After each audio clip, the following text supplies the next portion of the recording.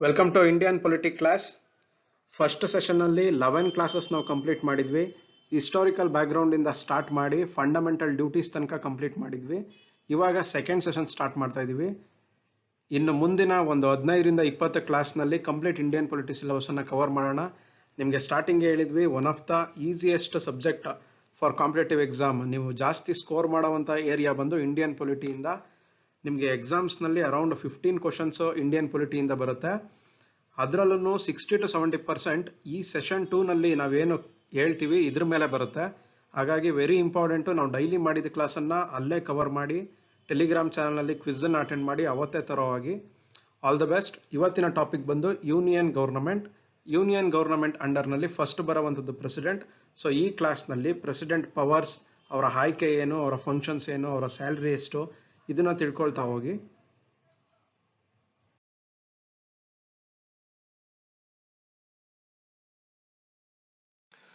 Okay, union executive article number 52ರಿಂದ 58 ಅಂದ್ರೆ ಕೇಂದ್ರ ಕಾರ್ಯಾಂಗ. ಇದು ಬಂದು ಕಾನ್ಸ್ಟಿಟ್ಯೂಷನ್ ಅಲ್ಲಿ ಪಾರ್ಟ್ 5 ಅಲ್ಲಿ ಬರುತ್ತೆ. ಮೊದಲನೇ ಪಾಯಿಂಟ್ ನಾವು ನೋಡೋದಾದ್ರೆ, the union executive includes president, vice president, prime minister, council of ministers and attorney general.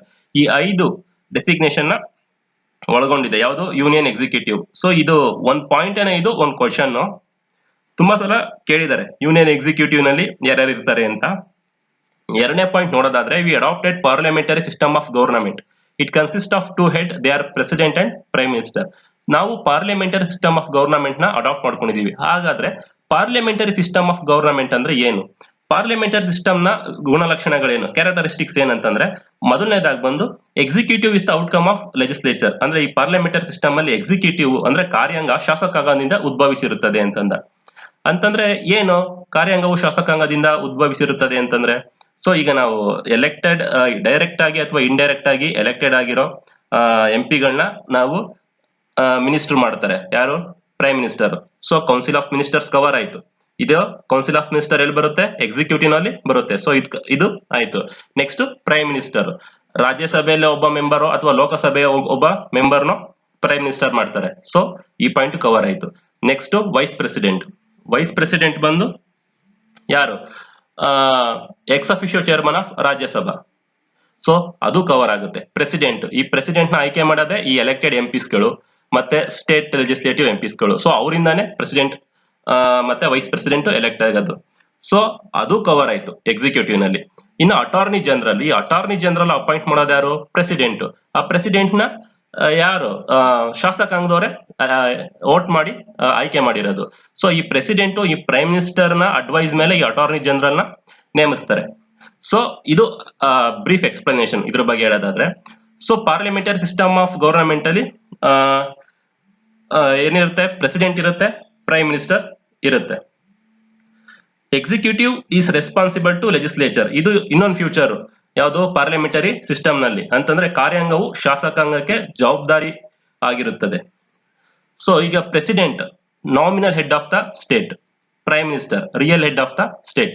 Nominal head of the state ಅಂತಂದ್ರೆ ಏನಂತಂದ್ರೆ, ನೆಪ ಮಾತ್ರಕ್ಕೆ ಹೆಡ್ ಅವರು, ಆದ್ರೆ ಅವರಲ್ಲಿ ಅಷ್ಟೊಂದು ಪವರ್ ಇರಲ್ಲ. ಬಟ್ ಅವರೇ ದೇಶದ ಪ್ರಥಮ ಪ್ರಜೆ. ಸೊ ಅಂದ್ರೆ ರಿಯಲ್ ಪವರ್ ಯಾರಲ್ಲಿ ಇರುತ್ತೆ ಅಂತಂದ್ರೆ ಪ್ರೈಮ್ ಮಿನಿಸ್ಟರ್ ಅಲ್ಲಿ ಇರುತ್ತೆ. Real power is vested in the hands of prime minister. So ಈ ಡಿ ಜ್ಯೂರೆ ಮತ್ತೆ ಡಿ ಫ್ಯಾಕ್ಟೋ ಈ ಎರಡು ಇಂಪಾರ್ಟೆಂಟ್. ಡಿ ಜ್ಯೂರೆ ಹೆಡ್ ಬಂದು ಪ್ರೆಸಿಡೆಂಟ್, ಡಿಫ್ಯಾಕ್ಟೋ ಹೆಡ್ ಬಂದು ಪ್ರೈಮ್ ಮಿನಿಸ್ಟರ್.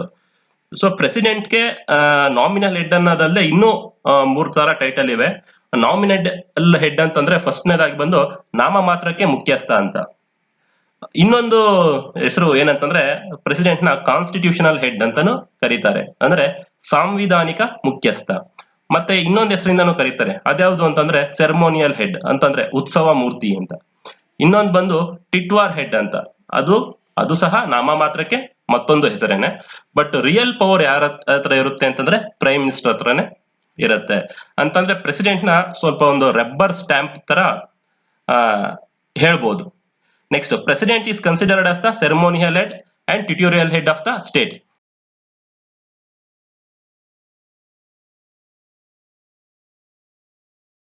ಸೊ ಈ ಪ್ರೆಸಿಡೆಂಟ್ ಪೋಸ್ಟ್ ಬಗ್ಗೆ ಹೇಳೋದಾದ್ರೆ, ಆರ್ಟಿಕಲ್ ನಂಬರ್ 52 ಈ ಪ್ರೆಸಿಡೆಂಟ್ ಪೋಸ್ಟ್ ಬಗ್ಗೆ ತಿಳಿಸ್ಕೊಡುತ್ತೆ.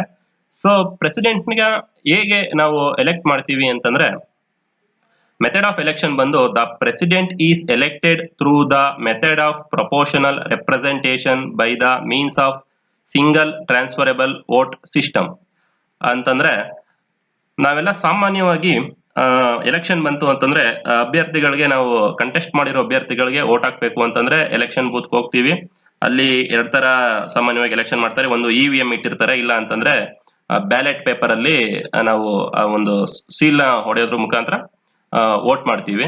ಸೊ ಅಲ್ಲಿ ಅಂದ್ರೆ ನಾವು ಬರೀ ಒಬ್ಬರೇ ಒಬ್ರು ಅಭ್ಯರ್ಥಿಗೆ ವೋಟ್ ಮಾಡಿ ಬಂದ್ಬಿಡ್ತೀವಿ. ಇಲ್ಲ EVM ಆಗಿದ್ರೆ ಒಂದು ಬಟನ್ ಪ್ರೆಸ್ ಮಾಡೋದ್ರ ಮುಖಾಂತರನ, ಅಥವಾ ಬ್ಯಾಲೆಟ್ ಪೇಪರ್ ಆಗಿದ್ರೆ ಯಾರಿಗಾದ್ರೂ ಒಬ್ರದ್ದು ಚಿಹ್ನೆ ಮುಂದೆ ಅದೊಂದು ಸೀಲ್ ನ ಹೊಡೆಯೋದ್ರ ಮುಖಾಂತರ ವೋಟ್ ಮಾಡಿ ಬಂದ್ಬಿಡ್ತೀವಿ. ಸೊ ಅಲ್ಲಿ ನಾವು ಒಬ್ರಿಗೆ ವೋಟ್ ಹಾಕ್ಬೇಕು. ಆದ್ರೆ ಈ ಸಿಂಗಲ್ ಟ್ರಾನ್ಸ್ಫರಬಲ್ ವೋಟ್ ಸಿಸ್ಟಮ್ ಅಲ್ಲಿ ಆಗಲ್ಲ. ಅಲ್ಲಿ ಒಂದಷ್ಟು ಅಭ್ಯರ್ಥಿಗಳು ಇರ್ತಾರಲ್ಲ, ಅವ್ರಿಗೆ ಪ್ರಿಫರೆನ್ಸ್ ಕೊಡ್ಬೋದು. ಸೊ ನಮ್ಮ ಮೊದಲನೇ ಆಯ್ಕೆ ಇವರಾಗಿರ್ತಾರೆ, ಎರಡನೇ ಆಯ್ಕೆ ಇವರಾಗಿರ್ತಾರೆ, ಮೂರನೇ ಆಯ್ಕೆ ಇವರಾಗಿರ್ತಾರೆ ಅಂತ. ಸೊ ಇದು ಸಿಂಗಲ್ ಟ್ರಾನ್ಸ್ಫರಬಲ್ ವೋಟ್ ಸಿಸ್ಟಮ್ ಅಂತಂದ್ರೆ. ಇದ್ರ ಬಗ್ಗೆ ಇನ್ನು ನೆಕ್ಸ್ಟ್ ಯಾರ್ಯಾರು ವೋಟ್ ಮಾಡ್ತಾರೆ ಅಂತ ನೆಕ್ಸ್ಟ್ ಸ್ಲೈಡ್ ಅಲ್ಲಿ ನೋಡೋಣ. So electoral college. ಸೊ ಈ ಎಲೆಕ್ಟೋರಲ್ ಕಾಲೇಜ್ ಬಗ್ಗೆ ನೋಡೋದಾದ್ರೆ, the following groups participate in the president election. So ಈ ಪ್ರೆಸಿಡೆಂಟ್ ಎಲೆಕ್ಷನ್ ಅಲ್ಲಿ ಯಾರ್ಯಾರು ಪಾರ್ಟಿಸಿಪೇಟ್ ಮಾಡ್ತಾರೆ ಅಂತಂದ್ರೆ, elected member of Lok Sabha and Rajya Sabha. ಅಂತಂದ್ರೆ ಎಲೆಕ್ಷನ್ ಗೆ ನಿಂತು ಗೆದ್ದಿರುವಂತವ್ರು ಲೋಕಸಭಾ ಮತ್ತೆ ರಾಜ್ಯಸಭಾ ಮೆಂಬರ್ಸ್ಗಳು. ಅಂತಂದ್ರೆ ಎಲೆಕ್ಷನ್ ನಿಂತು ಗೆದ್ದಿರೋರು ಅಂತಂದ್ರೆ ಇಲ್ಲಿ ನಾಮನಿರ್ದೇಶನ ಮಾಡಿರೋರ್ನ ಬಿಟ್ಟು ಅಂತ ಅರ್ಥ, ಬೇರೇನಿಲ್ಲ. Elected member of Lok Sabha and Rajya Sabha. Next elected members of state legislative members. ಈ ರಾಜ್ಯ ವಿಧಾನ ಸಭೆಯಲ್ಲಿ ಆಯ್ಕೆಯಾಗಿರುವ ಶಾಸಕರುಗಳು. ಅಲ್ಲಿ ಅಂದ್ರೆ MLAಗಳು, ನಾಟ್ MLCs. MLCs ಅಂತಂದ್ರೆ ಅಪ್ಪರ್ ಹೌಸ್ ಬರುತ್ತೆ, ವಿಧಾನ ಪರಿಷತ್. ಅವರು ಈ ಎಲೆಕ್ಷನ್ ಅಲ್ಲಿ ವೋಟ್ ಮಾಡೋ ಹಾಗಿಲ್ಲ. Next elected member of legislative assemblies from Pondicherry and union territories. So ಹೀಗಾಗಿ ನಮ್ಗೆ ಗೊತ್ತು, ಪಾಂಡಿಚೇರಿಲಿ ವಿಧಾನಸಭೆ ಇದೆ, ಮತ್ತೆ ದೆಹಲಿನಲ್ಲೂ ವಿಧಾನಸಭೆ ಇದೆ. ಸೊ ಈ ಪಾಂಡಿಚೇರಿ ಮತ್ತೆ ಡೆಲ್ಲಿ ಇವೆರಡು ಯೂನಿಯನ್ ಟೆರಿಟರೀಸ್ನೇ. ಇವಕ್ಕೆ ಯೂನಿಯನ್ ಟೆರಿಟರೀಸ್ ಇದ್ರು, ಲೆಫ್ಟಿನೆಂಟ್ ಗವರ್ನರ್ ಇದ್ರು ಇವ್ರಿಗೆ ಇದಿದೆ, ಏನಿದೆ, ವಿಧಾನಸಭೆ ಇದೆ. ಹಾಗೆ ಹೊಸದಾಗಿ ಜಮ್ಮು ಕಾಶ್ಮೀರ್ಗೂ ಅಷ್ಟೇನೆ, ಅದಕ್ಕೂ ಲೆಫ್ಟಿನೆಂಟ್ ಗವರ್ನರ್ ಇದ್ದಾರೆ, ಬಟ್ ಅದಕ್ಕೂ ಏನಿದೆ, ವಿಧಾನಸಭೆ ಇದೆ. ಸೊ ಅಲ್ಲಿ ಎಲೆಕ್ಟೆಡ್ ಆಗಿರುವಂತ MLAಗಳು, ನಾಟ್ MLCs, ಅವರು ಈ ಪ್ರೆಸಿಡೆಂಟ್ ಎಲೆಕ್ಷನ್ ಅಲ್ಲಿ ವೋಟ್ ಮಾಡಬಹುದು.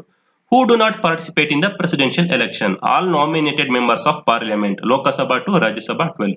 ನಾನು ಹಾಗೆ ಹೇಳಿದೆ ಫಸ್ಟ್ ಪಾಯಿಂಟ್ ಹೇಳ್ಬೇಕಾದ್ರೆ, ನಾಮಿನೇಟೆಡ್ ಮೆಂಬರ್ಸ್ಗಳು ವೋಟ್ ಮಾಡೋ ಹಾಗಿಲ್ಲ. ಲೋಕಸಭೆದಲ್ಲಿ ಇಬ್ರು ಇರ್ತಾರೆ. ಯಾರು ಆ ಇಬ್ರು ಅಂತಂದ್ರೆ, ಈ ಆಂಗ್ಲೋ ಇಂಡಿಯನ್ಸ್.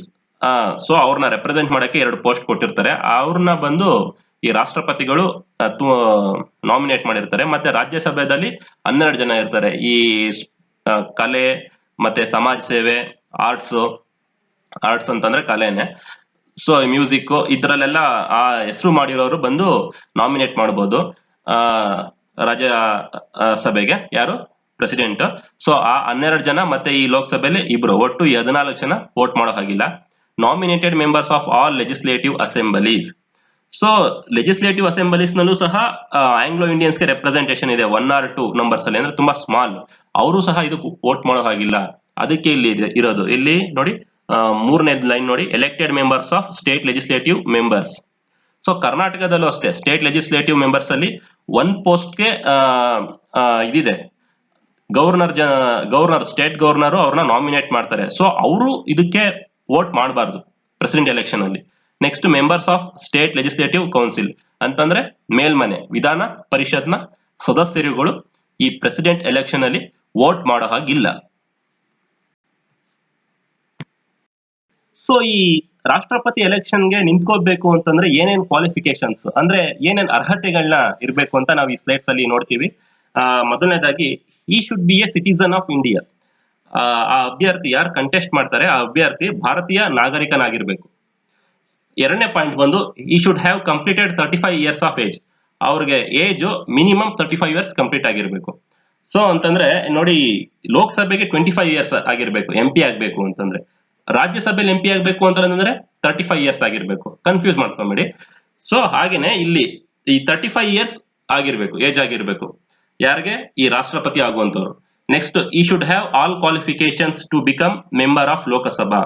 ಈ ಲೋಕಸಭೆಗೆ ಮೆಂಬರ್ ಆಗೋದಿಕ್ಕೆ ಏನೇನ್ ಅರ್ಹತೆಗಳನ್ನ ಬೇಕು ಆ ಅರ್ಹತೆಗಳೆಲ್ಲವೂ ಸಹ ಈ ರಾಷ್ಟ್ರಪತಿ ಎಲೆಕ್ಷನ್ಗೆ ಕಂಟೆಸ್ಟ್ ಮಾಡೋ ಅಭ್ಯರ್ಥಿಗೆ ಇರಬೇಕು.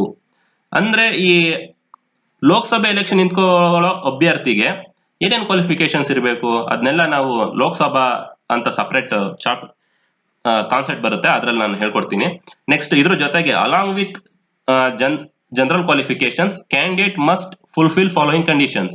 ಅದ್ಯಾವುದು ನೋಡೋದಂತಂದ್ರೆ the candidate must be supported by 50 members. ಅಂತಂದ್ರೆ ಈ ನಾಮಿನೇಷನ್ ಕೊಡಕ್ ಹೋಗ್ತಾರಲ್ಲ ಎಲೆಕ್ಷನ್ಗೆ ನಿಂತ್ಕೋಬೇಕಾದ್ರೆ ನಾಮಿನೇಷನ್ ಫೈಲ್ ಮಾಡೋದಕ್ಕೆ, ಸೊ ಅವ್ರಿಗೆ ಈ ಎಲ್ಲಿ 50 ಜನ ಮೆಂಬರ್ಗಳು ಸೈನ್ ಮಾಡಿರ್ಬೇಕು ರಾಜ್ಯಸಭೆಲೋ ಅಥವಾ ಲೋಕಸಭೆಲೋ. ನೆಕ್ಸ್ಟ್ ಈ should be indirectly supported by another 50 members. So ಈ 50 ಮೆಂಬರ್ಸ್ ಜೊತೆಗೆ ಇಂಡೈರೆಕ್ಟ್ ಆಗಿ ಮತ್ತೆ ಇನ್ನು 50 ಮೆಂಬರ್ಸ್ಗಳು, ಯಾರು ಆ ಮೆಂಬರ್ಸ್ಗಳು ಅವರು ಸಹ ಲೋಕಸಭಾ ರಾಜ್ಯಸಭಾ ಮೆಂಬರ್ಸ್ಗಳು, ಅವರು ಇಂಡೈರೆಕ್ಟ್ ಆಗಿ 50 ಮೆಂಬರ್ಸ್ ಸಪೋರ್ಟ್ ಮಾಡಿರ್ಬೇಕು. ಮತ್ತೆ 15,000 ಡೆಪಾಸಿಟ್ ನ RBI ನಲ್ಲಿ ಇಡಬೇಕು. ನೆಕ್ಸ್ಟ್ ಇದು ಇಷ್ಟು ಕಂಡೀಷನ್ಸ್ ಏಕೆ ಅಂತಂದ್ರೆ ಜನರಲ್ ಕಂಡೀಷನ್ಸ್ ನ ಬಿಟ್ಬಿಡಿ, ಈ 3 ಕಂಡೀಷನ್ಸ್ ಏನಕ್ಕೆ ಅಂತಂದ್ರೆ ಅದೇ 50 ಮೆಂಬರ್ಸ್ಗಳು ನಾಮಿನೇಷನ್ಗೆ ಸೈನ್ ಮಾಡಬೇಕು, ಮತ್ತೆ ಇನ್ನು 50 ಮೆಂಬರ್ಸ್ಗಳು ಸೈನ್ ಮಾಡ್ದೇನೆ ಇಂಡೈರೆಕ್ಟ್ ಆಗಿ ಸಪೋರ್ಟ್ ಮಾಡಬೇಕು, ಮತ್ತೆ 15,000 ಡೆಪಾಸಿಟ್ ನ RBI ನಲ್ಲಿ ಇಡಬೇಕು. ಈ 3 ಕಂಡೀಷನ್ಸ್ ಏನಕ್ಕೆ ಅಂತಂದ್ರೆ in order to avoid non serious candidates this conditions have been introduced. So seriousness ಇಲ್ಲೇ ಇರೋ ಕ್ಯಾಂಡಿಡೇಟ್ಗಳು ಬೇಕಾಬಿಟ್ಟಿ ಸುಮ್ಮನೆ ಬಂದು ಫೈಲ್ ಮಾಡ್ತಾರಲ್ಲ, ಸೊ ಅಂತವ್ರನ್ನ ಅವಾಯ್ಡ್ ಮಾಡೋದಕ್ಕೆ ಈ ಕಂಡೀಷನ್ಸ್ ಗಳನ್ನ ಹಾಕಲಾಗಿದೆ.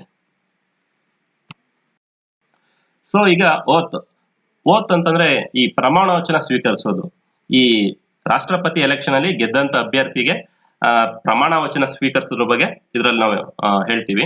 So chief justice of supreme court, senior judge if CJI of supreme court is absent.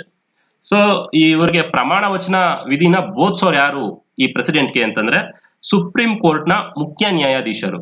ಅಕಸ್ಮಾತ್ ಅವತ್ತೇನಾದ್ರೂ ಪ್ರಮಾಣ ವಚನ ಬೋಧಿಸೋ ದಿನ ಸುಪ್ರೀಂ ಕೋರ್ಟ್ ನ ಮುಖ್ಯ ನ್ಯಾಯಾಧೀಶರು ಏನಾದ್ರು ಗೈರು ಹಾಜರು ಅಂತಂದ್ರೆ ಆಬ್ಸೆಂಟ್ ಆಗಿದ್ರೆ ಅವ್ರ ಬದಲಾಗಿ ಮಿಕ್ಕದ 30 ಜಡ್ಜಸ್ ಅಲ್ಲಿ ಸೀನಿಯರ್ ಜಡ್ಜಸ್ ಇರ್ತಾರಲ್ಲ, ಆ ಸೀನಿಯರ್ ಜಡ್ಜ್ ಅವರು ಈ ಪ್ರೆಸಿಡೆಂಟ್ಗೆ ಓತ್ನ ಕೊಡ್ತಾರೆ. Next evaluate and other privileges. So ಈ ರಾಷ್ಟ್ರಪತಿ ಆದಂತಹ ವ್ಯಕ್ತಿಗೆ ಏನೇನ್ ಸೌಲಭ್ಯಗಳು ಸಿಗುತ್ತೆ ಅಂತ ನೋಡೋದಾದ್ರೆ parliament has power to decide the salary and other privileges of president. ಈ ಪ್ರೆಸಿಡೆಂಟ್ಗೆ ಸ್ಯಾಲರಿ ಮತ್ತೆ ಬೇರೆ ಬೇರೆ ಒಂದು ಸವಲತ್ತುಗಳನ್ನ ಕೊಡೋದನ್ನ ಯಾರು ಡಿಸೈಡ್ ಮಾಡ್ತಾರೆ ಅಂತಂದ್ರೆ ಪಾರ್ಲಿಮೆಂಟ್ ಡಿಸೈಡ್ ಮಾಡುತ್ತೆ.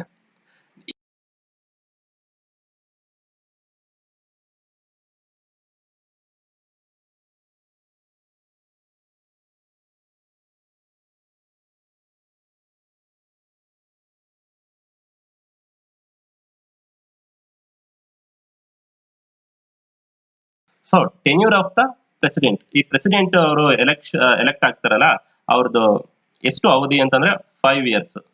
So in the following situations post of the president goes vacate.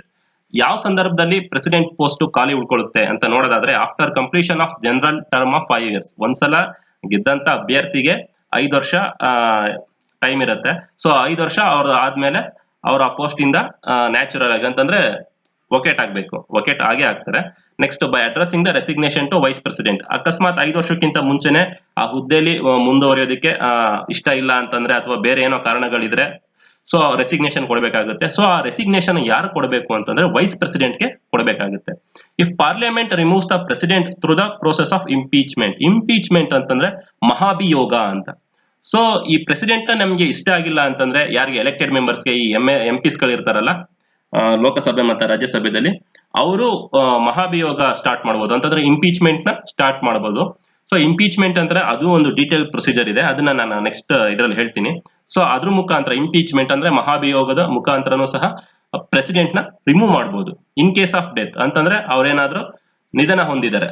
Next if the SC means supreme court declares the election of the president as unconstitutional, ಅಥವಾ ಸುಪ್ರೀಂ ಕೋರ್ಟ್ ಏನಾದ್ರೂ president election ಅಸಂವಿಧಾನಿಕವಾಗಿ ನಡೆದಿದೆ ಅಂತ ಏನಾದ್ರೂ ಹೇಳಿದ್ರೆ ತೀರ್ಪು ಕೊಟ್ರೆ ಅಂತ ಟೈಮಲ್ಲಿ ಈ ಪ್ರೆಸಿಡೆಂಟ್ ಪೋಸ್ಟ್ ಖಾಲಿ ಆಗುತ್ತೆ.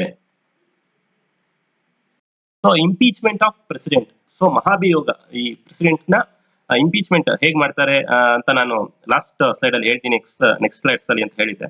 ಸೊ ಆರ್ಟಿಕಲ್ 61 ಈ ಇಂಪೀಚ್ಮೆಂಟ್ ಪ್ರೋಸೆಸ್ ಬಗ್ಗೆ ಎಕ್ಸ್ಪ್ಲೈನ್ ಮಾಡುತ್ತೆ. Parliament has the power to impeach the president. ಪಾರ್ಲಿಮೆಂಟ್ಗೆ ಪವರ್ ಇದೆ ಪ್ರೆಸಿಡೆಂಟ್ ನ ಇಂಪೀಚ್ ಮಾಡೋದಕ್ಕೆ. Parliament can remove the president through impeachment process only for the cause of violation of constitution. So ಅಕಸ್ಮಾತ್ ಏನಾದ್ರೂ ರಾಷ್ಟ್ರಪತಿಯವರು ಸಂವಿಧಾನನ ಉಲ್ಲಂಘನೆ ಮಾಡಿದ್ರೆ ಮಾತ್ರ ಇಂಪೀಚ್ಮೆಂಟ್ ನ ಮಾಡಿ ಅವ್ರನ್ನ ಆ ಪೋಸ್ಟ್ ಇಂದ ರಿಮೂವ್ ಮಾಡಬಹುದು. ಯಾರು? ಪಾರ್ಲಿಮೆಂಟ್. ಇನ್ನು ನೆಕ್ಸ್ಟ್ ಸ್ಲೈಡ್ ನಲ್ಲಿ ಡೀಟೇಲ್ ಆಗಿ ಎಕ್ಸ್ಪ್ಲೈನ್ ಮಾಡ್ತೀನಿ. So process of impeachment. A notice of 14 days with having support of 1/4 member of House should be served to President.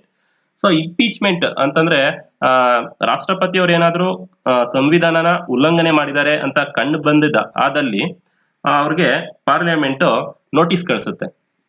So 14 ದಿನ ಮುಂಚೆನೆ ಅವ್ರಿಗೆ ನೋಟಿಸ್ ಕಳಿಸುತ್ತೆ. ಈ notice of 14 days with having support of 1/4 member of a house. So 1/4 ಅಂತಂದ್ರೆ 25% of the members ಐದರ್ ಎಲ್ಲಿ ರಾಜ್ಯಸಭಾದಲ್ಲೇ 25% ಆಗಿರ್ಬೋದು ಅಥವಾ ಲೋಕಸಭೆಯಲ್ಲಿ 25% ಆಗಿರ್ಬೋದು. ಅವರು 25 ಮೆಂಬರ್ಸ್ ಸಪೋರ್ಟ್ ಮಾಡಿದ್ರೆ ಸೊ 14 ದಿನ ಮುಂಚೆನೆ ಇಂಪೀಚ್ಮೆಂಟ್ ಪ್ರೋಸೆಸ್ಗೆ ನೋಟಿಸ್ ನ ಕಳಿಸ್ತಾರೆ ಸ್ಪೀಕರ್ ನ ಮುಖಾಂತರ. ಸೊ ಇದು ಫಸ್ಟ್ ಸ್ಟೆಪ್. ಈ ನೋಟಿಸ್ ಕೊಡೋದ್ರ ಮುಖಾಂತರ ಇಂಪೀಚ್ಮೆಂಟ್ ಪ್ರೋಸೆಸ್ ಸ್ಟಾರ್ಟ್ ಆಗುತ್ತೆ. The impeachment resolution should be passed in both houses with special majority. So ಈ ಇಂಪೀಚ್ಮೆಂಟ್ ನಿರ್ಣಯ ಎರಡು ಮನೆಯಲ್ಲೂ ಪಾಸ್ ಆಗಬೇಕು, ಮೇಲ್ಮನೆ ಕೆಳಮನೆ. ಲೋಕಸಭೆ ರಾಜ್ಯಸಭೆಯಲ್ಲಿ ಸ್ಪೆಷಲ್ ಮೆಜಾರಿಟಿನಲ್ಲಿ ಅಂತಂದ್ರೆ 2/3. ಸೊ 50% ಪ್ಲಸ್ 1 ಅಲ್ಲ, ಇಲ್ಲಿ ಸ್ಪೆಷಲ್ ಮೆಜಾರಿಟಿ ಬೇಕು. So meanwhile president will be given chance to defend himself on the floor. So ಇದ್ರ ಮಧ್ಯೆ ಪ್ರೆಸಿಡೆಂಟ್ಗೂ ಒಂದು ಅವಕಾಶ ಕೊಡ್ತಾರೆ ತನ್ನಂಗೆ ತಾವು ಸಮರ್ಥಿಸ್ಕೊಳ್ಳೋದಕ್ಕೆ. Meanwhile president will be given chance to defend himself on the floor. Floor ಅಂತಂದ್ರೆ ಅದೇ ಈ ಲೋಕಸಭೆನಲ್ಲೋ ರಾಜ್ಯಸಭೆನಲ್ಲೋ ಅವರು ಖುದ್ದು ಹಾಜರಾಗಿ ಅವ್ರಿಗೆ ಅವ್ರ ಮೇಲಿರೋ ಅಪವಾದನೆಗಳು ಅಂತಂದ್ರೆ ನೀವು ಕಾನ್ಸ್ಟಿಟ್ಯೂಷನ್ ನ ಉಲ್ಲಂಘನೆ ಮಾಡಿದೀರಾ, ಸೊ ಈ ರೀತಿಯಾಗಿ ಉಲ್ಲಂಘನೆ ಮಾಡಿದೀರಾ, ಏಂತಕ್ ಮಾಡಿದೀರಾ ಅಂತ ಕೇಳಿದ್ರೆ ಸೊ ಅವ್ರು ಅದನ್ನ ನಾನು ಈ ತರ ಮಾಡಿಲ್ಲ, ಅದನ್ನ ನೀವು ತಪ್ಪು ತಿಳ್ಕೊಂಡಿದೀರಾ ಅನ್ಕೊಂಡು ಅವ್ರಿಗೆ ಅವರು ಡಿಫೆಂಡ್ ಮಾಡ್ಕೋಬಹುದು, ಸಮರ್ಥಿಸ್ಕೊಳ್ಬಹುದು. ಸೊ ಆ ಒಂದು ಅವಕಾಶನ ಪ್ರೆಸಿಡೆಂಟ್ಗೆ ಕೊಟ್ಟಿದ್ದಾರೆ. So if the resolution is approved from the both houses then the president stands remove. After this in the absence of president vice president will be worked as a president. So first ಈ 25% members support ಮಾಡಿ speaker ಹೇಳಿದ್ರೆ ಒಂದು notice ನ ಕೊಡ್ತಾರೆ ರಾಷ್ಟ್ರಪತಿಗಳಿಗೆ. Next ಈ notice ಕೊಡೋದ್ರ ಮುಖಾಂತರ impeachment process start ಆಗುತ್ತೆ. ಸೊ ಎರಡು ಹೌಸ್ ಅಲ್ಲೂ ಸ್ಪೆಷಲ್ ಮೆಜಾರಿಟಿ ಮುಖಾಂತರ ಅಕ್ಸೆಪ್ಟ್ ಇದು ಪಾಸ್ ಮಾಡಬೇಕು, ರಿಮೂವ್ ಮಾಡಬೇಕು ಅಂತಂದ್ರೆ ಸೊ ಇದ್ರ ಮಧ್ಯೆನೆ ಪ್ರೆಸಿಡೆಂಟ್ಗೂ ಒಂದು ಅವಕಾಶ ಕೊಡ್ತಾರೆ ತಮ್ಮನ್ನು ತಾವು ಸಮರ್ಥಿಸ್ಕೊಳ್ಳೋದಕ್ಕೆ. ಅಲ್ಲೇನಾದ್ರೂ ಅವ್ರ ಸಮರ್ಥನೆ ಸರಿಯಾಗಿದೆ ಅಂತ ಕಂಡು ಬಂತಂದ್ರೆ ಈ ಇಂಪೀಚ್ಮೆಂಟ್ ಪ್ರೋಸೆಸ್ ನ ಸ್ಟಾಪ್ ಮಾಡ್ಬೋದು. ಓಕೆ, ಸೊ ಹಾಗಾಗಿ ಅಕಸ್ಮಾತ್ ಸಮರ್ಥನೆ ಸರಿಯಾಗಿಲ್ಲ ಅಂತಂದ್ರೆ ಈ ಎರಡು ಹೌಸ್ ಅಲ್ಲೂ ರೆಸಲ್ಯೂಷನ್ ನ ಪಾಸ್ ಆದ್ಮೇಲೆ ಏನ್ ಮಾಡ್ತಾರೆ, ಪ್ರೆಸಿಡೆಂಟ್ ಪೋಸ್ಟ್ ವೊಕೇಟ್ ಆಗುತ್ತೆ, ರಿಮೂವ್ ಆಗುತ್ತೆ. ಸೊ ಆಫ್ಟರ್ ದಿಸ್ ಇದಾದ ನಂತರ ಪೋಸ್ಟ್ಗೆ ಮತ್ತೆ ಎಲೆಕ್ಷನ್ ನಡೆಯೋ ತನಕ ವೈಸ್ ಪ್ರೆಸಿಡೆಂಟ್ ಆಗಿ ಮುಂದುವರಿತಾರೆ. ಅಟ್ ಪ್ರೆಸೆಂಟ್ ಇಲ್ಲಿ ಗಂಟ ಇಂಡಿಪೆಂಡೆನ್ಸ್ ಆದ್ಮೇಲೆ 2020 ತನಕನು ಯಾರು ಇಂಪೀಚ್ಮೆಂಟ್ ಪ್ರೋಸೆಸ್ಗೆ ಒಳಗಾಗಿಲ್ಲ. ಸೊ ಅಂತ ಒಬ್ರು ಒಳ್ಳೆ ಅಭ್ಯರ್ಥಿಗಳನ್ನೇ ಈ ರಾಷ್ಟ್ರಪತಿ ಎಲೆಕ್ಷನ್ಗೆ ಕಂಟೆಸ್ಟ್ಗೆ ನಿಂತ್ಕೊಂತಾರೆ. ಅಂತವ್ರನ್ನ ಗುರುತಿಸಿ ಆ ಪಕ್ಷಗಳು ಅವ್ರಿಗೆ ಅವಕಾಶ ಮಾಡಿಕೊಡ್ತವೆ. ಸೊ ಇದುವರೆಗೂ ಒಬ್ರಿಗೂ ಇಂಪೀಚ್ಮೆಂಟ್ ಪ್ರೋಸೆಸ್ ಆಗಿಲ್ಲ. ಇನ್ನು ಬೇಕಾದ್ರೆ ಅವರು ಆ ಪೋಸ್ಟ್ ಅಲ್ಲಿ ಇರ್ಬೇಕಾದ್ರೇನೆ ತೀರೋಗಿರೋರು ಇದ್ದಾರೆ. ಸೊ ಇಂಪೀಚ್ಮೆಂಟ್ ಪ್ರೋಸೆಸ್ ನ ಇದುವರೆಗೂ ಇಂಡಿಯಾದಲ್ಲಿ ನಡೆಸೇ ಇಲ್ಲ. So in 1969, Zakir Hussain was president. At that time, V.V. Giri was vice president. Zakir Hussain had died. Later, V.V. Giri resigned for the vice president and nomination was filed for presidential election. Hence, both president and vice president post became vacant. At that time, Chief Justice of Supreme Court worked as president temporarily. So, ಈ ಭಾರತೀಯ ರಾಜಕೀಯದ ಇತಿಹಾಸದಲ್ಲಿ ಒಮ್ಮೆ ಈಗಾಗುತ್ತೆ ಒಂದು special condition create ಆಗುತ್ತೆ. ಅದು ಯಾವಾಗ ಅಂತಂದ್ರೆ 1969 ಇಸ್ವಿಲಿ. ಸೊ 1969 ಇಸ್ವಿಲಿ ಜಾಕಿರ್ ಹುಸೇನ್ ಅನ್ನೋರು ರಾಷ್ಟ್ರಪತಿ ಆಗಿರ್ತಾರೆ. ಸೊ ಆ ಟೈಮಲ್ಲಿ ವಿ ಗಿರಿ ಬಂದು ವೈಸ್ ಪ್ರೆಸಿಡೆಂಟ್ ಆಗಿರ್ತಾರೆ. ಜಾಕಿರ್ ಹುಸೇನ್ ಪೋಸ್ಟ್ ಅಲ್ಲಿ ಇದ್ದಾಗೆ ತೀರೋಗ್ತಾರೆ 1969 ಅಲ್ಲಿ. ಸೊ ಆಗ ಸಾಮಾನ್ಯವಾಗಿ ವೈಸ್ ಪ್ರೆಸಿಡೆಂಟ್ ಆಗ್ಬೇಕು. ಸೊ ಬಟ್ ವಿ ವಿ ಗಿರಿ ಅವರ ಇಂಟೆನ್ಷನ್ ಏನಿರುತ್ತೆ, ಪ್ರೆಸಿಡೆಂಟ್ ಪೋಸ್ಟ್ಗೆ ಕಂಟೆಸ್ಟ್ ಮಾಡೋದಾಗಿರುತ್ತೆ. ಸೊ ಅವ್ರು ಏನ್ ಮಾಡ್ತಾರೆ, ಯುರೋಪ್ ಪೋಸ್ಟ್ಗೆ ಅವರು ವೈಸ್ ಪ್ರೆಸಿಡೆಂಟ್ ಅಲ್ಲಿ ಇರ್ತಾರಲ್ಲ, ಆ ಪೋಸ್ಟ್ಗೆ ರಾಜೀನಾಮೆ ಕೊಟ್ಬಿಟ್ಟು ವೈಸ್ ಪ್ರೆಸಿಡೆಂಟ್ ಪೋಸ್ಟ್ಗೆ ನಿಂತ್ಕೊಂತಾರೆ. ಸೊ ಅವರು ಆಲ್ರೆಡಿ ನಿಂತ್ಕೋಬಹುದಾಗಿತ್ತು ಡೈರೆಕ್ಟ್ ಆಗಿ, ಅಂತಂದ್ರೆ ಆ ಪೋಸ್ಟ್ ಅಲ್ಲಿ ಇದ್ದಂಗೆ, ವೈಸ್ ಪ್ರೆಸಿಡೆಂಟ್ ಪೋಸ್ಟ್ ಅಲ್ಲಿ ಇದ್ದಾಗೇನೆ ಪ್ರೆಸಿಡೆಂಟ್ ಪೋಸ್ಟ್ಗೆ ಕಂಟೆಸ್ಟ್ ಮಾಡಬಹುದಾಗಿತ್ತು. ಆದ್ರೆ ಅವ್ರಾಗ ಮಾಡ್ಲಿಲ್ಲ, ಅದಕ್ಕೆ ರಾಜೀನಾಮೆ ಕೊಟ್ಟೆ ಮಾಡಿದ್ರು. ಏನಕ್ಕೆ ಅಂತಂದ್ರೆ ಈಗ ವೈಸ್ ಪ್ರೆಸಿಡೆಂಟ್ ಪೋಸ್ಟ್ ಅಲ್ಲಿ ಇದ್ದಾಗೆ ಪ್ರೆಸಿಡೆಂಟ್ ಎಲೆಕ್ಷನ್ ಗೆದ್ದು ಪ್ರೆಸಿಡೆಂಟ್ ಆದ್ರೆ ಮತ್ತೆ ವೈಸ್ ಪ್ರೆಸಿಡೆಂಟ್ಗೆ ಇಲ್ಲಿ ಎಲೆಕ್ಷನ್ ಮಾಡ್ಬೇಕಾಗುತ್ತೆ. ಸೊ ಈಗ ಎರಡಕ್ಕೂ ಒಟ್ಟಿಗೆ ಎಲೆಕ್ಷನ್ ಮಾಡ್ತಾರೆ ಇವರು ರಾಜೀನಾಮೆ ಕೊಡೋದ್ರಿಂದ. ಸೊ ಆ ಎಲೆಕ್ಷನ್ ಆಗೋ ತನಕ ಏನಾಗುತ್ತೆ, ಇವರು ವಿ ವಿ ಗಿರಿನೂ ರಾಜೀನಾಮೆ ಕೊಟ್ಟಿರ್ತಾರೆ, ಜಾಕಿರ್ ಹುಸೇನ್ ಅವರು ತೀರೋಗಿರ್ತಾರೆ. ಸೊ ಆ ಟೈಮಲ್ಲಿ 2 ಪೋಸ್ಟು ಖಾಲಿ ಇರ್ತವೆ. ಸೊ ಆ ಟೈಮಲ್ಲಿ ಈ chief justice of supreme court ಏನ್ ಮಾಡ್ತಾರೆ, ಟೆಂಪ್ರವರಿ ಪ್ರೆಸಿಡೆಂಟ್ ಆಗಿ ವರ್ಕ್ ಮಾಡ್ತಾರೆ. ಅದು ಬರೀ ಇದು ಒಂದೇ ಸಲ ಈ ತರ ಆಗಿರೋದು ಹಿಸ್ಟ್ರಿನಲ್ಲಿ, ಕಾನ್ಸ್ಟಿಟ್ಯೂಷನ್ ಹಿಸ್ಟ್ರಿನಲ್ಲಿ. So powers and functions of president ಯಾವ್ದಾವ್ದು ಅಂತ ಹೇಳೋದಾದ್ರೆ, ಯಾವ್ಯಾವ ಪವರ್ಸ್ ಇದೆ ಪ್ರೆಸಿಡೆಂಟ್ಗೆ ಅಂತಂದ್ರೆ, ಎಕ್ಸಿಕ್ಯೂಟಿವ್ ಪವರ್ಸ್ ಇದೆ, ಲೆಜಿಸ್ಲೇಟಿವ್ ಪವರ್ಸ್ ಇದೆ, ಫೈನಾನ್ಷಿಯಲ್ ಪವರ್ಸ್ ಇದೆ, ಜುಡಿಷಿಯಲ್ ಪವರ್ ಇದೆ, ಎಮರ್ಜೆನ್ಸಿ ಪವರ್ಸ್ ಇದೆ, ಮಿಲಿಟರಿ ಪವರ್ಸ್ ಇದೆ, ಡಿಪ್ಲೊಮ್ಯಾಟಿಕ್ ಪವರ್ಸ್ ಇದೆ. ಸೊ ಇಷ್ಟು ಪವರ್ಸ್ ಗಳು ಹೇಳಿದ್ನಲ್ಲ, 1 2 3 4 5 6 7 ಈ 7 ಪವರ್ಸ್ ನ next slide by slide detail explanation ಮಾಡ್ಕೊಳ್ತಾ ಹೋಗ್ತೀವಿ. ಸೊ ಎಕ್ಸಿಕ್ಯೂಟಿವ್ ಪವರ್ಸ್ ನೋಡೋದಾದ್ರೆ, all the executive functions are decisions are taken in the name of president. So ಎಲ್ಲ ಕಾರ್ಯಾಂಗೀಯ ಕೆಲಸಗಳನ್ನ ಅಥವಾ ನಿರ್ಧಾರಗಳನ್ನ ಪ್ರೆಸಿಡೆಂಟ್ ಹೆಸರಿನಲ್ಲೇ ತಗೊಂತಾರೆ. ಸೊ ಫಾರ್ ಎಕ್ಸಾಂಪಲ್, ಈಗ ಗಜೆಟ್ ಹೊರಡಿಸೋದ್ನೆಲ್ಲ ನೀವು ನೋಡಿದೀರಾ, ಸೆಂಟ್ರಲ್ ಗಜೆಟ್ ಅಲ್ಲಿ ಯಾರ್ ನೇಮ್ ಮೆನ್ಷನ್ ಮಾಡಿರ್ತಾರೆ ಅಂತಂದ್ರೆ, ಪ್ರೈಮ್ ಮಿನಿಸ್ಟರ್ ನೇಮ್ ಆಗ್ಲಿ ಅಥವಾ ಕನ್ಸರ್ನ್ಡ್ ಮಿನಿಸ್ಟ್ರಿ ಇರುತ್ತಲ್ಲ, ಆ ಮಿನಿಸ್ಟರ್ ಹೆಸರಾಗ್ಲಿ ಮೆನ್ಷನ್ ಮಾಡಿರಲ್ಲ. ಆ ಗಜೆಟ್ ಗಳಲ್ಲೆಲ್ಲ ಈ ಪ್ರೆಸಿಡೆಂಟ್ ನೇಮ್ಸ್ ನ ಮೆನ್ಷನ್ ಮಾಡಿರ್ತಾರೆ. ಮತ್ತೆ ಸ್ಟೇಟ್ ಗಜೆಟ್ ಗಳಲ್ಲೂ ಸಹ ಗವರ್ನರ್ ಹೆಸರುಗಳನ್ನ ಮೆನ್ಷನ್ ಮಾಡಿರ್ತಾರೆ. ನೀವು ಯಾವ್ದಾದ್ರು ಒಂದು ಗಜೆಟ್ ನ ತಗೊಂಡ್ ನೋಡಿ, PDF ಅಲ್ಲಿ ಡೌನ್ಲೋಡ್ ಮಾಡ್ಕೊಂಡು. Next, president executive power includes mainly appointment powers. So ಈ ಸೆಂಟ್ರಲ್ ಗವರ್ನಮೆಂಟ್ ಅಲ್ಲಿ ಕೆಲವು ತುಂಬಾ ಹುದ್ದೆಗಳಿವೆ. ಅಂದ್ರೆ ಈ CAG ಆಗಿರ್ಬೋದು, ಆಡಿಟರ್ ಜನರಲ್ ಆಗಿರ್ಬೋದು, ಪ್ರೈಮ್ ಮಿನಿಸ್ಟರ್ಗಳಾಗಿರ್ಬೋದು. ಸೊ ಇವ್ರನ್ನೆಲ್ಲ ಅಪಾಯಿಂಟ್ ಮಾಡೋ ಪವರ್ ಬಂದು ಪ್ರೆಸಿಡೆಂಟ್ ಇದೆ. So president has the power to appoint prime minister and other minister. So ಈಗ ಜನರಲ್ ಎಲೆಕ್ಷನ್ ಆಗುತ್ತೆ. ಸೊ ಒಂದು ಪಾರ್ಟಿ ಯಾವುದೋ ಒಂದು ಮೆಜಾರಿಟಿ ಬರುತ್ತೆ.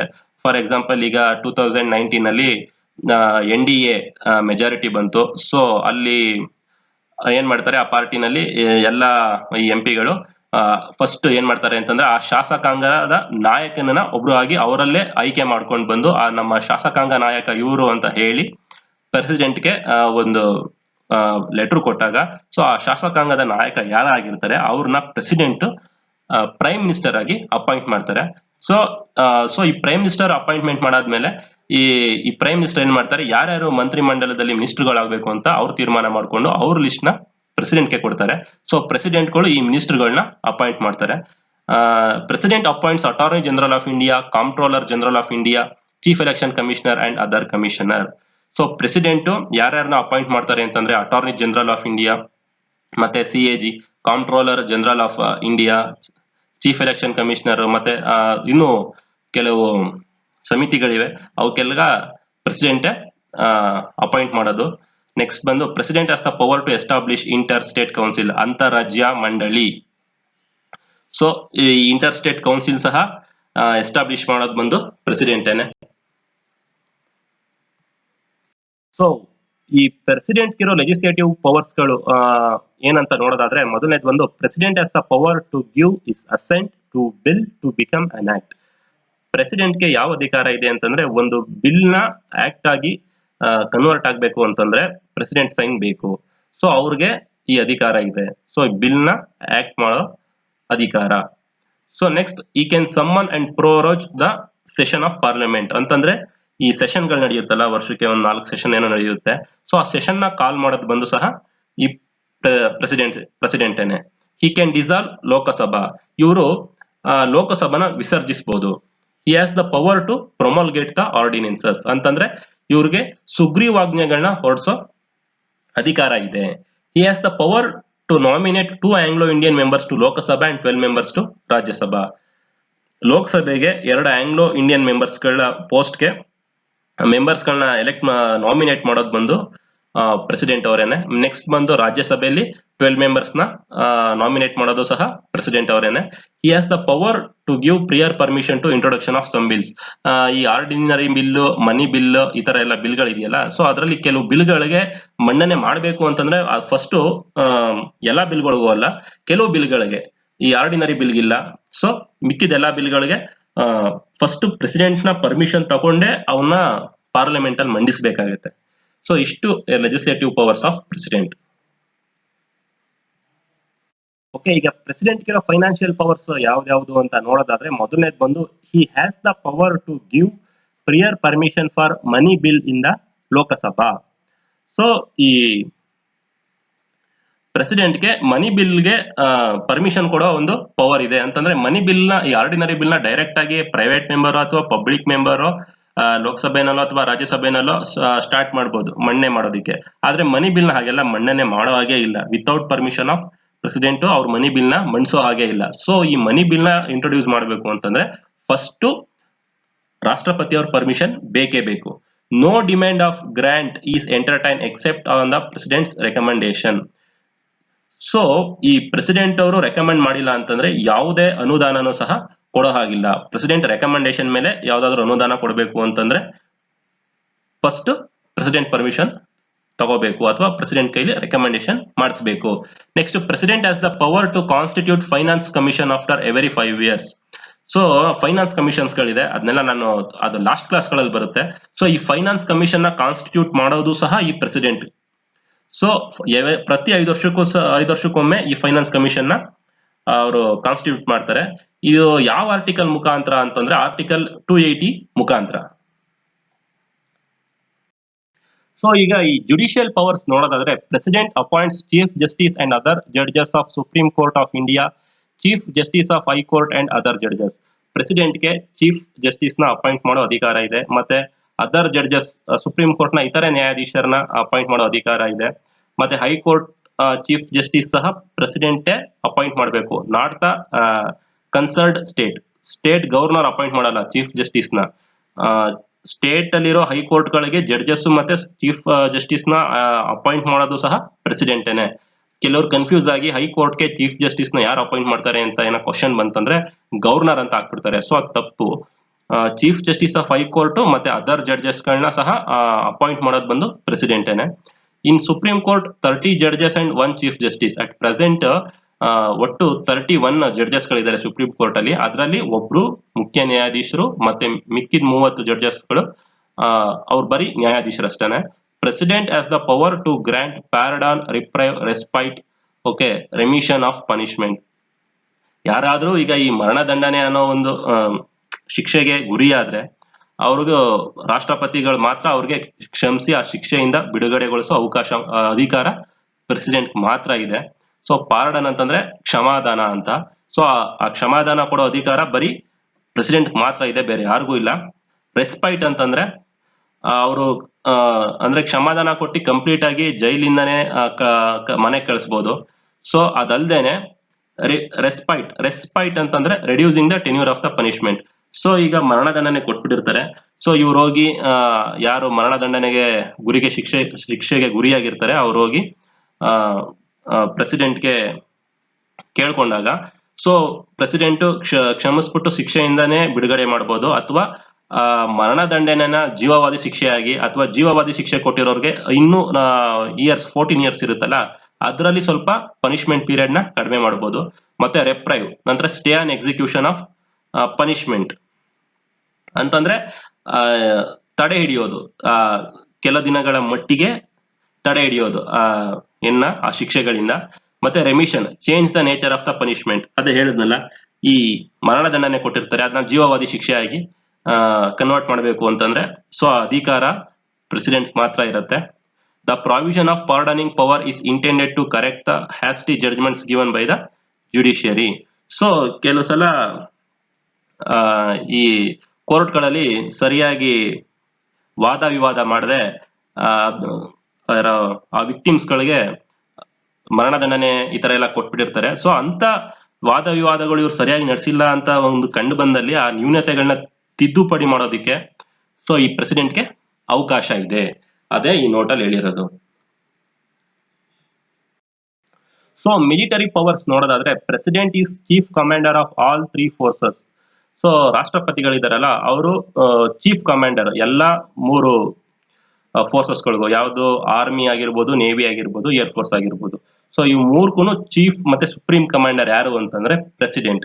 For the declaration of war president signature is must. ನಾವು ಯಾವ್ದಾದ್ರು ಬೇರೆ ದೇಶಗಳ ಮೇಲೆ ಯುದ್ಧ ಮಾಡಬೇಕು ಅಂತಂದ್ರೆ ಅದಕ್ಕೆ ಫಸ್ಟ್ ಪರ್ಮಿಷನ್ ಬೇಕಾಗಿರೋದೆ ರಾಷ್ಟ್ರಪತಿ ಅವ್ರದ್ದು. ಸೊ ಇದು ಬಂದು ಮಿಲಿಟರಿ ಪವರ್ಸ್ ಕೆಳಗಡೆ ಬರುತ್ತೆ. ಸೊ ತುಂಬಾ ಸಲ ಕ್ವಶನ್ಸ್ ಕೇಳಿದ್ದಾರೆ, 3 ಪಡೆಗಳ ಮಹಾದಂಡನಾಯಕ ಯಾರು ಅಂತಂತ. ಮಹಾದಂಡನಾಯಕ ಅಂತಂದ್ರೆ chief commander. So chief commander ಯಾರು ಅಂತಂದ್ರೆ ನೌಕಾಪಡೆ, ಭೂಸೇನೆ ಮತ್ತೆ ವಾಯುಸೇನೆ ಇಷ್ಟಕ್ಕೂ ಮಹಾದಂಡನಾಯಕ ಯಾರು ಅಂತ ಕೇಳಿದ್ರೆ ಪ್ರೆಸಿಡೆಂಟ್ ಅಂತ ಹಾಕ್ಬೇಕು. ಇದು ತುಂಬಾ ಸಲ ಬಂದಿದೆ ಕ್ವಶನ್ಸ್. Next diplomatic powers. ಈ acts as a chief diplomat of the country. So ಈಗ ಇವರು ಭಾರತನ ಅಂತಾರಾಷ್ಟ್ರೀಯ ಮಟ್ಟದಲ್ಲಿ ಪ್ರತಿನಿಧಿಸಬಹುದು, ಬೇರೆ ದೇಶಗಳಿಗೆ ಹೋಗ್ಬೋದು. ಸೊ ಬೇರೆ ದೇಶಕ್ಕೆ ಹೋಗಿ ಕೆಲವು ಫಂಕ್ಷನ್ಸ್ ಗಳಿರ್ತವೆ ಅಂತಾರಾಷ್ಟ್ರೀಯ ಮಟ್ಟದಲ್ಲಿ, ಎಲ್ಲ ಬೇರೆ ಬೇರೆ ದೇಶಗಳು ಭಾಗವಹಿಸುವಂತವು. ಸೊ ಅಂತ ಫಂಕ್ಷನ್ ಗಳಿಗೆ ಇವರು ಭಾರತವನ್ನ ರೆಪ್ರೆಸೆಂಟ್ ಮಾಡಬಹುದು, ಪ್ರತಿನಿಧಿಸಬಹುದು. ಸೊ ಈ ಅಧಿಕಾರಗಳು ಸಹ ಇದೆ. President can make agreement with other country. ಬರೀ ಪ್ರಧಾನ ಮಂತ್ರಿಗಳೇ ಅಲ್ಲ, ಪ್ರೆಸಿಡೆಂಟ್ಗಳು ಸಹ ಬೇರೆ ದೇಶಗಳ ಜೊತೆ ಅಗ್ರಿಮೆಂಟ್, ಅಂದ್ರೆ ದೇಶಕ್ಕೆ ಒಳ್ಳೇದಾಗೋದಾದ್ರೆ ಒಂದು ಅಗ್ರಿಮೆಂಟ್ ಗಳನ್ನ ಮಾಡ್ಕೊಂಡು ಬರ್ಬೋದು. ಸೊ ಎಮರ್ಜೆನ್ಸಿ ಪವರ್ಸ್ ನೋಡೋದಾದ್ರೆ president has the powers to declare following 3 emergencies. ಪ್ರೆಸಿಡೆಂಟ್ಗೆ ಯಾವ್ಯಾವ ಅಧಿಕಾರ ಇದೆ ಅಂತಂದ್ರೆ 3 ತರದ ತುರ್ತು ಪರಿಸ್ಥಿತಿನ ಘೋಷಣೆ ಮಾಡೋ ಅಧಿಕಾರ ರಾಷ್ಟ್ರಪತಿಗಳಿಗಿದೆ. ಅದರಲ್ಲಿ ಬಂದು ಮೊದಲನೇದು ಬಂದು ರಾಷ್ಟ್ರೀಯ ತುರ್ತು ಪರಿಸ್ಥಿತಿ, ನ್ಯಾಷನಲ್ ಎಮರ್ಜೆನ್ಸಿ.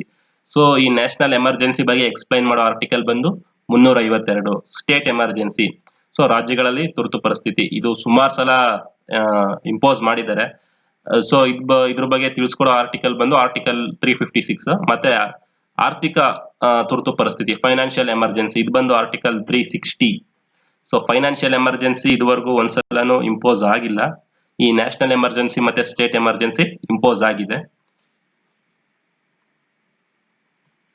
ಸೊ ಈಗ ವಿಟೋ ಪವರ್ ಬಗ್ಗೆ ನೋಡೋದಾದ್ರೆ ಪ್ರೆಸಿಡೆಂಟ್ಗೆ ವಿಟೋ ಪವರ್ ಸಹ ಇರುತ್ತೆ, ಅಂದ್ರೆ ವಿಶೇಷಾಧಿಕಾರ. So provision of veto power explains the legislative power of president. So ಈ ವಿಟೋ ಪವರ್, ಈ ಒಂದು ಸ್ಪೆಷಲ್ ಪವರ್ ಬಂದು ಲೆಜಿಸ್ಲೇಟಿವ್ ನಲ್ಲಿ ಏನ್ ಅಧಿಕಾರ ಇದೆ, ಎಷ್ಟು ಅಧಿಕಾರ ಇದೆ ಅನ್ನೋದನ್ನ ತೋರಿಸ್ಕೊಡುತ್ತೆ. For an ordinary bill president can excise the following powers. He can give assent to the bill. So ಈಗ ಒಂದು ಆರ್ಡಿನರಿ ಬಿಲ್, ಈ ಆರ್ಡಿನರಿ ಬಿಲ್ಗೆ ನಾನು ಮೊದಲೇ ಹೇಳಿದೀನಿ, ಮನಿ ಬಿಲ್ಗೆ ಪ್ರೆಸಿಡೆಂಟ್ ಪರ್ಮಿಷನ್ ಮುಖ್ಯ. ಆರ್ಡಿನರಿ ಬಿಲ್ಗೆ ಡೈರೆಕ್ಟ್ ಆಗಿ ಪ್ರೈವೇಟ್ ಮೆಂಬರ್ ಅಥವಾ ಪಬ್ಲಿಕ್ ಮೆಂಬರ್ ಯಾರಾದ್ರೂ ಸಹ ಮಂಡಿಸಬಹುದು. ಸೊ ಇಲ್ಲಿ ಮಂಡಿಸಿದಂತ ಲೋಕಸಭೆಯಲ್ಲೋ ಅಥವಾ ರಾಜ್ಯಸಭೆಯಲ್ಲೋ ಮಂಡಿಸಿ ಪಾಸ್ ಆಗಿ ನೆಕ್ಸ್ಟ್ ಪ್ರೆಸಿಡೆಂಟ್ ಹತ್ರ ಹೋದಾಗ ಸೊ ಅವರು ಅದಕ್ಕೆ ಸೈನ್ ಹಾಕ್ಬೇಕು. He can give assent to the bill. So ಆ ಸೈನ್ ಹಾಕೋ ಅಧಿಕಾರ ರಾಷ್ಟ್ರಪತಿಗಳಿಗಿದೆ. ಅವ್ರು ಸೈನ್ ಹಾಕಿಲ್ಲ ಅಂತಂದ್ರೆ ಆ ಬಿಲ್ಲು ಆಕ್ಟ್ ಅಥವಾ ಕಾನೂನು ಆಗಲ್ಲ. Next he can withdraw his assent to the bill. ಅವ್ರ ಒಪ್ಪಿಗೆ ಕೊಡ್ಬೋದು, ಕೊಡದೇನೂ ಇರ್ಬೋದು. ಆ ಒಂದು ಅಧಿಕಾರನೂ ಇದೆ, ಕೊಡ್ಲೇಬೇಕು ಅಂತನಿಲ್ಲ. ಈ 2 ಹೌಸ್ ಅಲ್ಲಿ ಪಾಸ್ ಆಗಿ ಬಂತಂತಂದ್ರೆ ಅಲ್ಲಿ ಸೈನ್ ಮಾಡ್ಲೇಬೇಕು ಅನ್ನೋ ಒತ್ತಡ ಏನಿಲ್ಲ. ಅವ್ರಿಗೆ ಅದು ಅವ್ರ ವಿವೇಚನೆಗೆ ಬಿಟ್ಟಿದ್ದು. ಅವರು ಸೈನ್ ಹಾಕಿ ನೆಕ್ಸ್ಟ್ ಪ್ರೊಸೆಸ್ಗೆ ಬಿಡ್ಬೋದು, ಅಥವಾ ಸೈನ್ ಆಗ್ತೆ ಅವ್ರ ಹತ್ರನೇ ಇಟ್ಕೋಬಹುದು. ಈ can send the bill back for the reconsideration by the parliament. ಅಥವಾ ಇಲ್ಲಿ ಇದು ಸರಿ ಇದೆ, ಸರಿ ಇಲ್ಲ ಅಂತ ಒಂದು ನೋಟ್ ನ ಮಾಡಿ ಇದನ್ನೆಲ್ಲ ಮತ್ತೆ ಕನ್ಸಿಡರ್ ಮಾಡಿ ಅಂತ ಮತ್ತೆ ಪಾರ್ಲಿಮೆಂಟ್ಗೆ ವಾಪಸ್ ಕಳಿಸ್ಬೋದು. ಸೊ ಅವರು ಸೈನ್ ಹಾಕಿ ನೆಕ್ಸ್ಟ್ ಸಹ ಪ್ರೊಸೆಸ್ಗೆ ಸೈನ್ ಹಾಕ್ಬಿಟ್ಟು ಕಳಿಸ್ಬೋದು, ಅಥವಾ ಸೈನ್ ಹಾಕ್ತೇನೆ ಅವ್ರ ಹತ್ರನೇ ಇಟ್ಕೋಬಹುದು, ಅಥವಾ ನೀವು ಮಾಡಿರೋದ್ರಲ್ಲಿ ಸ್ವಲ್ಪ ಚೇಂಜಸ್ ಮಾಡಿ ಅಂತ ಸಹ ವಾಪಸ್ಸು ಪಾರ್ಲಿಮೆಂಟ್ಗೆ ಕಳಿಸ್ಬೋದು. ಇಷ್ಟು ಅಧಿಕಾರಗಳು ಸಹ ರಾಷ್ಟ್ರಪತಿ ಅವರಿಗೆ ಇರುತ್ತದೆ. ಸೊ ಯಾವ್ದಾವ್ದು ವಿಟೋ ಪವರ್ಸ್ ಇದೆ ಅಂತಂದ್ರೆ ಅಬ್ಸಲ್ಯೂಟ್ ವಿಟೋ ಪವರ್ ಇದೆ, ಸಸ್ಪೆನ್ಸಿವ್ ವಿಟೋ ಪವರ್ ಇದೆ, ಪಾಕೆಟ್ ವಿಟೋ ಪವರ್ ಇದೆ. ಈ 3 ತರ ವಿಟೋ ಪವರ್ಸ್ ಗಳು ಇದೆ. ಸೊ ಇದ್ರ ಬಗ್ಗೆ ಒಂದೊಂದಾಗಿ ನೆಕ್ಸ್ಟ್ ಸ್ಲೈಡ್ಸ್ ಅಲ್ಲಿ ಹೇಳ್ತೀನಿ. ಸೊ ಅಬ್ಸಲ್ಯೂಟ್ ವಿಟೋ ಅಂತಂದ್ರೆ ಪರಿಪೂರ್ಣವಾದ ವಿಟೋ ಅಂತ. ಸೊ ಇದ್ರ ಬಗ್ಗೆ ನೋಡೋದಾದ್ರೆ under this veto president with hold is asset permanently. President can collapse the bill by exercising absolute veto. President can exercise absolute veto on following bills, that is private members bill proposed by previous government. So under this veto, President can withhold his asset permanently ಅಂತಂದ್ರೆ ಶಾಶ್ವತವಾಗಿ ತಮ್ಮ ಅನುಮತಿಯನ್ನು ತಡೆ ಹಿಡಿಯಬಹುದು ಅಂತಂದ್ರೆ ಅದು sign ಆಗದೆ ಆ ಫೈಲ್ ನ ಅಲ್ಲೇ ಇಟ್ಕೊಳ್ಳೋದು ಅಂತಂದ. ಎಲ್ಲಿ ಈ ಪಾರ್ಲಿಮೆಂಟ್ ಅಲ್ಲಿ ಪಾಸ್ ಆಗಿ ಬಂದಿರುವಂತಹ ಬಿಲ್ಗಳನ್ನ ಅವ್ರು ಸೈನ್ ಆಗ್ತೆ ಅದನ್ನ ಅವ್ರ ಹತ್ರನೇ ಇಟ್ಕೊಳ್ಳೋದು, ಅಂದ್ರೆ ಶಾಶ್ವತವಾಗಿ ತಮ್ಮ ಅನುಮತಿಯನ್ನು ತಡೆ ಹಿಡಿಯಬಹುದು. ನೆಕ್ಸ್ಟ್ ಬಂದು ಯಾವ್ಯಾವ ಬಿಲ್ಗಳ ಮೇಲೆ ಅಬ್ಸಲ್ಯೂಟ್ ವಿಟೋನ ಇಂಪೋಸ್ ಮಾಡಬಹುದು ಅಂತಂದ್ರೆ private members bill. Private members ಬಿಲ್ಗಳನ್ನ ಮೇಲೆ ಸೊ ಅಬ್ಸಲ್ಯೂಟ್ ವಿಟೋ ಪವರ್ ನ ಇಂಪೋಸ್ ಮಾಡಬಹುದು. ಅಂತಂದ್ರೆ ಪಬ್ಲಿಕ್ ಮೆಂಬರ್ ಬಿಲ್ ಅಲ್ಲಿ ವಿಟೋ ಪವರ್ ಇಂಪೋಸ್ ಮಾಡಬಹುದು, ಬಟ್ ಅದರಲ್ಲಿ ಇರುವಂತ ಅಬ್ಸಲ್ಯೂಟ್ ವಿಟೋ ಪವರ್ ನ ಇಂಪೋಸ್ ಮಾಡೋ ಹಾಗಿಲ್ಲ.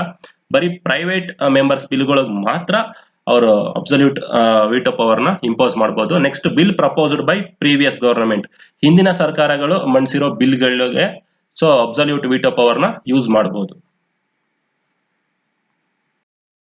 So suspensive veto, absolute veto ನೋಡಿದ್ದಾಯ್ತು. ಸೊ ಸಸ್ಪೆನ್ಸಿವ್ ವಿಟೋ ನೋಡೋದಾದ್ರೆ the president can resend the bill for consideration of the parliament. It is not mandatory for the parliament to follow suggestion of the president. If the parliament passes the bill with simple majority for the second time, then the bill have second journey towards president. It is mandatory for the president to give his assent to the bill. Note, president can exercise suspensive veto only on ordinary bill and finance bill. So ಈ suspensive veto power ಅಲ್ಲಿ ರಾಷ್ಟ್ರಪತಿ ಅವರಿಗೆ ಈ parliament ಅಲ್ಲಿ pass ಆಗಿ ಹೋಗಿರತಕ್ಕಂತ bill ಇರುತ್ತಲ್ಲ ಅದನ್ನ ನೀವು ಸ್ವಲ್ಪ ಮಾಡಿಫಿಕೇಶನ್ ಮಾಡಿ ಚೇಂಜಸ್ ಮಾಡಿ ಅಂತ ವಾಪಸ್ಸು ಪಾರ್ಲಿಮೆಂಟ್ಗೆ ಕಳಿಸೋ ಅಧಿಕಾರ ಇದೆ. ಸೊ ಈ ಮಾಡಿಫಿಕೇಶನ್ ಮತ್ತೆ ಚೇಂಜಸ್ ಮಾಡಿ ಅಂತ ಕಳಿಸೋ ಅಧಿಕಾರನೇ ಈ ಸಸ್ಪೆನ್ಸಿವ್ ವಿಟೋ ಪವರ್ಸ್ ಅಲ್ಲಿ ಬರೋದು. ಸೊ ಹೀಗೆ ಮತ್ತೆ ರೀಕನ್ಸಿಡರ್ ಮಾಡಿ ಅಂತ ಪಾರ್ಲಿಮೆಂಟ್ಗೆ ರಾಷ್ಟ್ರಪತಿಗಳು ಕಳಿಸಿದಾಗ ಪಾರ್ಲಿಮೆಂಟ್ಗೆ ಈ ರಾಷ್ಟ್ರಪತಿಗಳ ಸಜೆಷನ್ ನ ಫಾಲೋ ಮಾಡಲೇಬೇಕು ಅಂತ ಷರತ್ತೇನಿಲ್ಲ. ಅವ್ರಿಗೆ ಬೇಕಾದ್ರೆ ಸರಿ ಅನ್ಸಿದ್ರೆ ಮಾಡಿಫಿಕೇಶನ್ ಮಾಡಿ ವಾಪಸ್ ಕಳಿಸ್ಬೋದು, ಅಥವಾ ಇಲ್ಲ ಸರಿ ಇದೆ ಅಂತಾನು ನಾವು ಏನು ಚೇಂಜಸ್ ಮಾಡಲ್ಲ ಅಂತನಾದ್ರೂ ಹೇಳಿ ವಾಪಸ್ ಕಳಿಸ್ಬೋದು. ಸೊ ಆ ಟೈಮು ಸಹ ಮತ್ತೆ ಅಲ್ಲೊಂದು ಮೆಜಾರಿಟಿ ತೋರಿಸ್ಬೇಕಾಗುತ್ತೆ ಆ ಬಿಲ್ಗೆ, ಸಿಂಪಲ್ ಮೆಜಾರಿಟಿನ. ಸೊ ಆ ತರ ಎರಡನೇ ಟೈಮ್ ಆವಾಗ ರಾಷ್ಟ್ರಪತಿ ಅವರು ವಾಪಸ್ ರೀಕನ್ಸಿಡರ್ ಮಾಡಿ ಅಂತ ಕಳಿಸಿದಾಗ ಎರಡನೇ ಸಲನೂ ಸಹ ಬಿಲ್ ಸಿಂಪಲ್ ಮೆಜಾರಿಟಿಯಲ್ಲಿ ಪಾಸ್ ಆದ್ರೆ ನೆಕ್ಸ್ಟ್ ಅದು ಪ್ರೆಸಿಡೆಂಟ್ ಹತ್ರ ಹೋಗುತ್ತೆ. ಸೊ ಅವಾಗ್ಲೂ ಸಹ it is mandatory for the president to give his assent to bill. ಆಗ ರಾಷ್ಟ್ರಪತಿಗಳು ಇದಕ್ಕೆ ಸೈನ್ ಮಾಡ್ಲೇಬೇಕಾಗುತ್ತೆ ಎರಡನೇ ಸಲ ಬಂದಾಗ. ಮತ್ತೆ ಮಾಡಿಫಿಕೇಶನ್ ಮಾಡಿ ಅಂತ ಕಳಿಸೋ ಅವಶ್ಯಕತೆ ಇಲ್ಲ ಅವ್ರಿಗೆ, ಮತ್ತೆ ಅಧಿಕಾರನೂ ಇಲ್ಲ, ಮತ್ತೆ ವಾಪಸ್ ಕಳಿಸೋಗಿಲ್ಲ. ಸೊ ಈ ಸಸ್ಪೆನ್ಸಿವ್ ವಿಟೋನ ಒಂದು ಆರ್ಡಿನರಿ ಬಿಲ್ ಮತ್ತೆ ಫೈನಾನ್ಸ್ ಬಿಲ್ ಮಾತ್ರ ಮಾಡಬಹುದು. ಸೊ ಈಗ ಪಾಕೆಟ್ ವಿಟೋ ನೋಡೋದಾದ್ರೆ under this veto president neither rejects nor approve the bill, rather he can keep the bill pending for indefinite time. So ಇಲ್ಲಿ ಪಾರ್ಲಿಮೆಂಟ್ ಅಲ್ಲಿ ಪಾಸ್ ಆಗಿ ಪ್ರೆಸಿಡೆಂಟ್ ಹತ್ರ ಹೋದಾಗ ಆ ಬಿಲ್ ನ ಅವರು ರೀಕನ್ಸಿಡರ್ ಮಾಡಿ ಅಂತಾನು ವಾಪಸ್ ಕಳಿಸ್ತೆ, ಅಥವಾ ರಿಜೆಕ್ಟು ಮಾಡದೆ ಅಥವಾ ಪಾಸು ಮಾಡದೆ ಅವ್ರ ಬಳಿನೇ ಇಟ್ಕೋಬಹುದು. ಸೊ ಅದನ್ನ ಪಾಕೆಟ್ ವಿಟೋ ಅಂತ ಕರೀತಾರೆ. ಸೊ ಅವರು ಅನಿರ್ದಿಷ್ಟ ಅವಧಿ ಗಂಟ ಅವ್ರ ಹತ್ರನೇ ಇಟ್ಕೊಂಡಿರ್ಬೋದು. ನೆಕ್ಸ್ಟ್ ಅವರು ಆ ಪ್ರೆಸಿಡೆಂಟ್ ಹೋಗೋ ತನಕನೂ ಸಹ ಅಲ್ಲೇ ಇರ್ಬೋದು. ನೆಕ್ಸ್ಟ್ ಆ ಪ್ರೆಸಿಡೆಂಟ್ ಹೋದ್ಮೇಲೆ ಆ ಬಿಲ್ ಕೊಲ್ಯಾಪ್ಸ್ ಆಗ್ಬಿಡುತ್ತೆ, ಇರಲ್ಲ ಅದು. So American president can keep the bill for 10 days by excising the pocket veto. ನಮ್ಮಲ್ಲಿ ಇಂಡೆಫಿನೆಟ್ ಟೈಮ್ ಗಂಟ ಮಾಡಿ ಸೊ ಆ ಬಿಲ್ ನ ಅವರು ಪ್ರೆಸಿಡೆಂಟ್ ಅವರು ಇಟ್ಕೋಬಹುದು ಅವ್ರ ಹತ್ರನೇ ಅನಿರ್ದಿಷ್ಟವಾದಿ ಗಂಟ. ಆದ್ರೆ ಅಮೆರಿಕ ಪ್ರೆಸಿಡೆಂಟ್ ಅಲ್ಲಿ ಆ ಅಧಿಕಾರ ಇಲ್ಲ, ಬರೀ 10 days ಮಾತ್ರ ಅವ್ರ ಹತ್ರ ಇಟ್ಕೋಬಹುದು. ಸೊ 1986 ಅಲ್ಲಿ ಈ ತರ ಒಂದು ಪಾಕೆಟ್ ವಿಟೋನ ಈ ಗ್ಯಾನಿ ಜೈಲ್ ಸಿಂಗ್ ಇದನ್ನ ಅವರು ಎಕ್ಸೈಸ್ ಮಾಡಿರ್ತಾರೆ. ಸೊ ಆರ್ಡಿನೆನ್ಸ್ ಅಂತಂದ್ರೆ ಸುಗ್ರೀವಾಜ್ಞೆ, ಇದ್ರ ಬಗ್ಗೆ ನೋಡೋದಾದ್ರೆ ಆರ್ಟಿಕಲ್ 123 ಈ ರಾಷ್ಟ್ರಪತಿಗಳಿಗೆ ಇದು ಆರ್ಡಿನೆನ್ಸ್ ನ ಅಂದ್ರೆ ಸುಗ್ರೀವಾಜ್ಞೆ ಹೊರಡಿಸೋ ಅಧಿಕಾರ ಕೊಡುತ್ತೆ. ಸೊ ಈ ಸುಗ್ರೀವಾಜ್ಞೆ ಯಾವ ಟೈಮ್ ಅಲ್ಲಿ ಹೊರಡಿಸ್ತಾರೆ ಅಂತಂದ್ರೆ ಸಂಸತ್ತು ಅಧಿವೇಶನದಲ್ಲಿ ಇಲ್ಲದೆ ಇರ್ಬೇಕಾದ್ರೆ ಎಮರ್ಜೆನ್ಸಿಗೆ ಆ ಟೈಮ್ಗೆ ಒಂದು ಸುಗ್ರೀವಾಜ್ಞೆ ಬೇಕಾಗಿರುತ್ತೆ. ಆ ಟೈಮಲ್ಲಿ ಆ ರೂಲ್ಸ್ ಬೇಕಾಗಿರುತ್ತೆ. ಅದೇ ಆ ರೂಲ್ಸ್ ಮಾಡೋದಕ್ಕೆ ಏನಿರ್ಬೇಕು, ಸೆಷನ್ ಅಲ್ಲಿ ಇದ್ದು ಪಾಸ್ ಮಾಡಬೇಕು ಆ ಬಿಲ್ನೆಲ್ಲ. ಸೊ ಸೆಷನ್ ಅಲ್ಲಿ ಇಲ್ಲದೆ ಇರ್ಬೇಕಾದ್ರೆ ಸೊ ಆ ಟೈಮ್ಗೆ ಅದು ಎಮರ್ಜೆನ್ಸಿ ಇದ್ರೆ ಸೊ ಈ ಪ್ರೆಸಿಡೆಂಟ್ ಗಳನ್ನ ಮುಖಾಂತರ ಸುಗ್ರೀವಾಜ್ಞೆ ಹೊರಡಿಸಬಹುದು. So president promulgate only on the advice of prime minister and cabinet.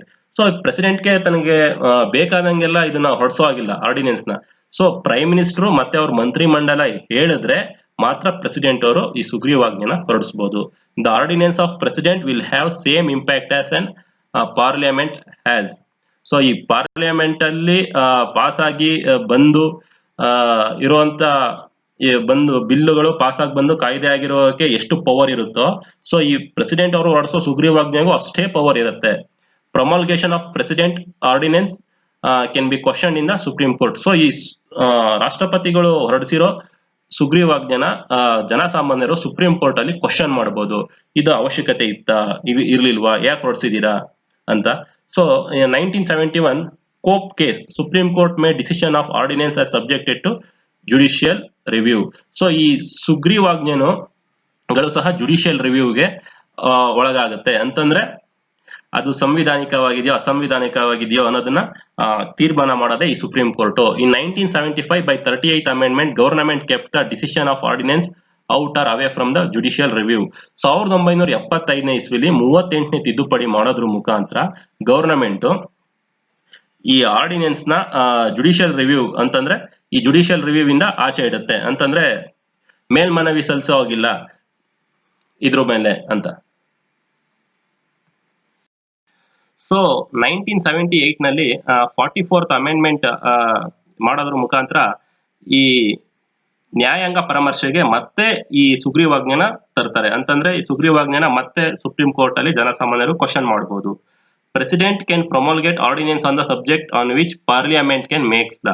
Parliament ಯಾವ ವಿಷಯಗಳ ಮೇಲೆ ಕಾನೂನು ಮಾಡೋ ಅಧಿಕಾರ ಇದೆ ಅಂತ ವಿಷಯಗಳು ಮಾತ್ರ ಈ ಸುಗ್ರೀವಾಜ್ಞೆ ಹೊರಡಿಸೋ ಅಧಿಕಾರ ಪ್ರೆಸಿಡೆಂಟ್ ಇದೆ. Next, president can not promulgate ordinance on constitutional amendment bill.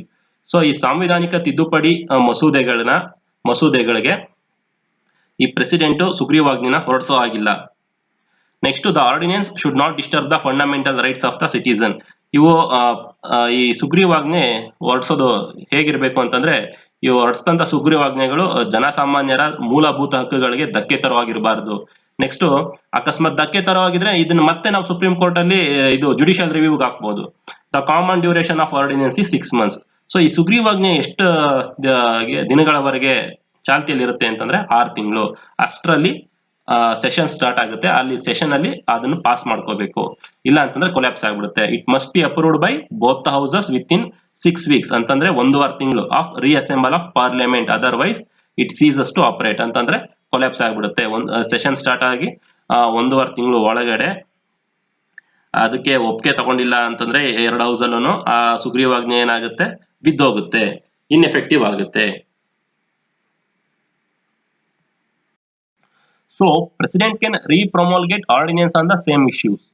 ಅಂತಂದ್ರೆ ಈಗ ಆರ್ಡಿನೆನ್ಸ್ ಏನಾಗುತ್ತೆ, ಅದು ಅಸೆಂಬ್ಲಿ ಅಂದ್ರೆ ಸೆಷನ್ಗೆ ಬಂದು 1.5 ತಿಂಗಳು ಒಳಗಡೆ ಅದನ್ನ 2 ಮನೆಯಲ್ಲೂ ಪಾಸ್ ಮಾಡಿ ಒಪ್ಪಿಗೆ ತಗೊಬೇಕು. ಅಕಸ್ಮಾತ್ ಅಲ್ಲಿ ಒಪ್ಪಿಗೆ ಸಿಕ್ಕಿಲ್ಲ ಅಂತಂದ್ರೆ ಆ ಸೆಷನ್ ಮುಗ್ದಾದ್ಮೇಲೆ ಮತ್ತೆ ಪ್ರೆಸಿಡೆಂಟ್ ಅದೇ ಇಶ್ಯೂ ಮೇಲೆ ಮತ್ತೆ ಸುಗ್ರೀವಾಜ್ಞೆ ಮಾಡಬಹುದು. So total validity of ordinance ಎಷ್ಟಿರುತ್ತಂದ್ರೆ 6 months. 6 months ಆದ್ಮೇಲೆ ಅಸೆಂಬ್ಲಿ ಸ್ಟಾರ್ಟ್ ಆಗಿ 1.5 ತಿಂಗಳು ಒಳಗಡೆ ಪರ್ಮಿಷನ್ ತಗೋಬೇಕು. ಆ 6 months ಪ್ಲಸ್ 6 weeks ಅಂತಂದ್ರೆ ಒಟ್ಟು 7.5 ತಿಂಗಳು ಹೀಗೆ ಅವಕಾಶ ಇದೆ. Next, he can withdraw the decision of ordinance at any time on the suggestion of parliament. So ಇವರು ಹೊರಡಿಸಿರುವಂತ ಸುಗ್ರೀವಾಜ್ಞೆಗಳನ್ನ ಯಾವಾಗ ಬೇಕಾದ್ರೂ ಹಿಂದಕ್ಕೆ ತಗೋಬಹುದು, ಬಟ್ ಪಾರ್ಲಿಮೆಂಟ್ ಪರ್ಮಿಷನ್ ಇರಬೇಕು. ಈ DC ವಾದ ಕೇಸ್ ಅನ್ನೋದ್ರಲ್ಲಿ 1958 ಅಲ್ಲಿ ಏನಾಗುತ್ತೆ ಅಂತಂದ್ರೆ, ಈ successive promulgation of ordinance without any attempt to get bill passed by assembly or parliament would lead to violation of constitution. So ಸುಗ್ರೀವಾಜ್ಞೆ ಹೊರಡಿಸ್ಬಿಟ್ಟಿರ್ತಾರೆ, ಈ ಸೆಷನ್ ಸ್ಟಾರ್ಟ್ ಆದ್ಮೇಲೆ ಆ ಬಿಲ್ ನ 2 ಹೌಸ್ ಮುಂದೆನೂ ಇಡದೇನೆ ನೆಕ್ಸ್ಟ್ 2 ಹೌಸ್ ಮುಂದೆ ಇಟ್ಟಿಲ್ಲ ಅಂತಂದ್ರೆ ಒಪ್ಪಿಗೆ ಸಿಕ್ಕಿಲ್ಲ ಅಂತಂದ್ರೆ ಪರವಾಗಿಲ್ಲ. ನೆಕ್ಸ್ಟ್ ಆ ಸೆಷನ್ ಮುಗ್ದಾದ್ಮೇಲೆ ಮತ್ತೆ ಪ್ರೆಸಿಡೆಂಟ್ ಅದೇ ಇಶ್ಯೂ ಮೇಲೆ ಪ್ರೊಮಲ್ಗೇಷನ್ ಹೊಡಿಸ್ಬಿಡ್ಬೋದು. ಸೊ ಇದು ಈ ತರ ಮಾಡೋದು ಅಂತಂದ್ರೆ, ಅದು ಏನ ಬಿಲ್ಲು ಪಾಸ್ ಆಗದೆ ಇರ್ಲಿ, ಬಟ್ ಅದನ್ನ ಲೋಕಸಭೆಲೋ ಅಥವಾ ಮತ್ತೆ ರಾಜ್ಯಸಭೆ 2 ಮುಂದೆ ಇಡಬೇಕು. ಅದು ಫೇಲ್ ಆದ್ರೂ ಪರವಾಗಿಲ್ಲ, ನೆಕ್ಸ್ಟ್ ಆ ಸೆಷನ್ ಮುಗ್ದಾದ್ಮೇಲೆ ಮತ್ತೆ ಅದನ್ನ ಹೊರಡಿಸಬಹುದು. ಬಟ್ 2 ಹೌಸ್ ಮುಂದೆನೆ ಇಡದೇನೆ ಇರೋದು ಈ ಕಾನ್ಸ್ಟಿಟ್ಯೂಷನ್ ನ ಉಲ್ಲಂಘನೆ ಆಗುತ್ತೆ, ಸಂವಿಧಾನದ ಉಲ್ಲಂಘನೆ ಆಗುತ್ತೆ ಅನ್ನೋದನ್ನ ಈ DC ವಾದ್ವಾ ಕೇಸ್ ಅಲ್ಲಿ ಸುಪ್ರೀಂ ಕೋರ್ಟ್ ಹೇಳಿದೆ. ಸೊ ಲಿಸ್ಟ್ ಆಫ್ ಪ್ರೆಸಿಡೆಂಟ್ಸ್ ಗಳನ್ನ ನಾವು ನೋಡೋದಾದ್ರೆ, ಮೊದಲನೇ ಪ್ರೆಸಿಡೆಂಟ್ ಬಂದು ರಾಜೇಂದ್ರ ಪ್ರಸಾದ್, ನೆಕ್ಸ್ಟ್ ಬಂದು ಸರ್ವಪಲ್ಲಿ ರಾಧಾಕೃಷ್ಣನ್ ಇದ್ದಾರೆ, 3ನೇವರು ಬಂದು ಜಾಕಿರ್ ಹುಸೇನ್, ನೆಕ್ಸ್ಟ್ ಬಂದು VV Giri, next Fakhruddin Ali Ahmed, Neelam Sanjiva Reddy, G. Zail Singh, R Venkataraman, Shankar Dayal Sharma, KR Narayanan, APJ Abdul Kalam, Pratibha Patil, Pranab Mukherjee ಮತ್ತೆ ಅಟ್ ಪ್ರೆಸೆಂಟ್ ಈಗಿರೋರು ಅಂತರು ರಾಮನಾಥ್ ಕೋವಿಂದ ಅನ್ನೋರು.